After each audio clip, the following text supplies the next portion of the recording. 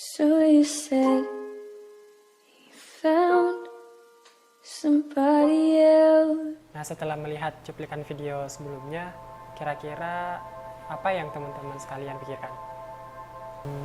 Pusing? Galau? Stres? Kapan ya? Kayak gitu. Nah, bagi kalian yang umur 20-an, pasti relate banget deh sama kondisi-kondisi yang seperti tadi.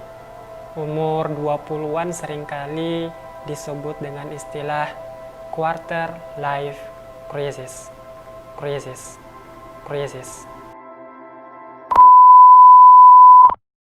Ya, dimana pada umur 20-an itu kita dituntut untuk menjadi lebih dewasa. Atau jangan-jangan bodo amat dengan kehidupan diri sendiri. Nah, pertanyaannya, wajar gak sih kalau kita merasa cemas, kita merasa galau, kita merasa kok hidup saya gini-gini amat gitu.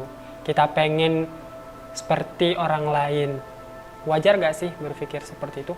Ya kalau ditanya wajar atau nggak wajar, maka ya pasti jawabannya adalah wajar aja. Tergantung bagaimana cara kita untuk melewati tahap ini. Apakah biasa aja, bodo amat, atau kita akan melakukan sesuatu hal yang luar biasa? Perasaan kurang pede, minder, malu, takut kecewa, takut gagal. Nah, ini semua perasaan-perasaan yang sangat yang memenuhi pikiran-pikiran orang-orang yang berumur 20-an ya. Seperti itu kira-kira. Kenapa sih kita memikirkan hal-hal itu yang kalau kita pikir masih sangat panjang sebenarnya perjalanan kita. Tetapi di umur 20-an inilah kita diuji dengan hal-hal yang seperti itu. Melihat teman sudah ada yang nikah, sudah ada yang sukses dengan pekerjaannya, dengan perkuliahannya, dan seterusnya. Nah, yang pertama mungkin karena kita tidak mempunyai visi atau mimpi. Jadi ya kita bodo amat dengan kehidupan kita. Atau kita punya visi, kita punya mimpi, tetapi itu nggak realistis sama sekali. Lah, kok bisa? Ya bisa aja dong. Kan namanya mimpi, ya kita bisa bermimpi kalau tidur. Berarti nggak realistis dong. Oh, Nggak seperti itu ya. Ya mungkin terkadang kita pengen menjadi sesuatu, kita pengen sukses, kita pengen jadi guru yang hebat, kita pengen jadi presiden misalnya, tetapi yang kita lakukan ya cuma rebahan, tidur, main IG, Telegram, nonton K-drama. Oleh karena itu, kita harus pandai-pandai nih untuk menilai diri sendiri. Membaca potensi kita pengennya kemana nih, passion kita kemana. Jadi ketika kita sudah tahu tentang diri kita, maka ya kita bisa mengatur, kita bisa merencanakan kita akan mau meraih apa, kita ingin sesuatu yang seperti apa. So, the main point is harus punya visi yang jelas. Oke? Untuk itu kita harus mengenali diri kita sendiri. Caranya gimana? Kita setidaknya ada 3 pertanyaan yang perlu kita jawab sehingga kita bisa mengenali diri kita sendiri. Yang pertama adalah dari mana, yang kedua untuk apa, dan yang ketiga adalah akan kemana.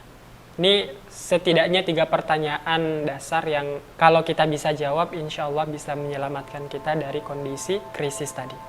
Yang pertama adalah dari mana. Nah, sebenarnya pertanyaan-pertanyaan ini sebagai umat Islam kita telah bisa menemukan jawabannya di kitab Al-Quran, karena Al-Quran merupakan petunjuk kita, rujukan pertama kita sebagai umat Islam.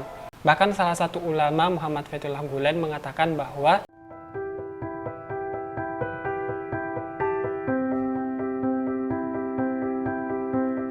karena itu kita perlu lagi nih membuka-buka Al-Quran, membaca, mentadabburi, ya, kemudian mengamalkannya dalam kehidupan kita sehari-hari. Karena itu sangat terkait dengan 3 pertanyaan tadi. Oke, pertanyaan pertama tadi sudah jelas ya. Kita berasal dari Allah SWT, Allah yang menciptakan kita.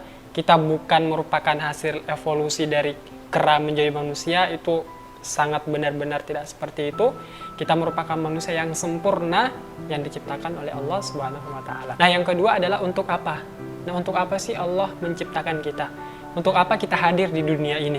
Apakah hanya untuk sekedar makan, minum, sekolah, belajar, sukses, setelah itu mati, udah? وما خلقت الجن والإنس إلا ليعبدون. Kayaknya ada sesuatu yang kurang gitu, ada sesuatu yang hilang dari kehidupan kita jika kehidupan hanya sampai kematian saja.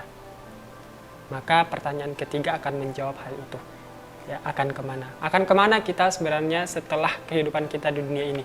Setelah kita dikubur, setelah kita meninggal, ya, kita akan pergi kemana? Ya, kita telah tahu sebagai umat Islam bahwa kehidupan kita itu bukan hanya di dunia, tetapi di akhirat nanti adalah kehidupan yang sebenarnya. Oleh karena itu, terkait visi tadi, visi kita ya jangan sampai hanya sebatas di dunia saja, tapi bagaimana kita membuat visi untuk di akhirat nanti. Karena ya Rasulullah juga telah memberikan kita gambaran bahwa hidup di dunia ini ya kita seperti orang yang melakukan perjalanan saja gitu, kemudian singgah. Kemudian ya kita akan melanjutkan perjalanan lagi yang masih jauh gitu. Ya dunia seperti itu. Bahkan nilai dunia itu di mata Allah ya ketika kita mencelupkan jari kita ke lautan, kemudian kita angkat, air yang menetes itulah, ya seperti itulah gambaran dunia. Sangat kecil banget dibanding dengan lautan yang sangat luas. Oleh karena itu, jangan sampai kita membuat visi, membuat mimpi hanya bahagia di dunia, sukses di dunia, tapi kita melupakan akhirat. Harusnya kita akan membuat visi bukan hanya sukses di dunia, tapi juga sukses di akhirat. Bahagia di dunia, bahagia di akhirat. Bertemu dengan sahabat-sahabat Rasul, bertemu dengan Rasulullah, menatap wajah Allah Subhanahu wa taala, itulah kenikmatan tertinggi yang sebenarnya diinginkan oleh kita semua sebagai umat manusia. Nah, itulah 3 pertanyaan yang kalau kita bisa menjawab itu semua, insya Allah bisa menyelamatkan kita dari yang namanya quarter life crisis. Tapi ini tidak semudah jawabannya. Butuh istiqomah, butuh konsisten yang gak mudah juga. Kebanyakan mungkin dari kita sudah tahu jawabannya, tetapi kita belum benar-benar yakin dengan jawaban itu. Kok bisa? Yuk mari kita sama-sama bertanya kepada hati kita masing-masing. Terima kasih. Assalamualaikum warahmatullahi wabarakatuh.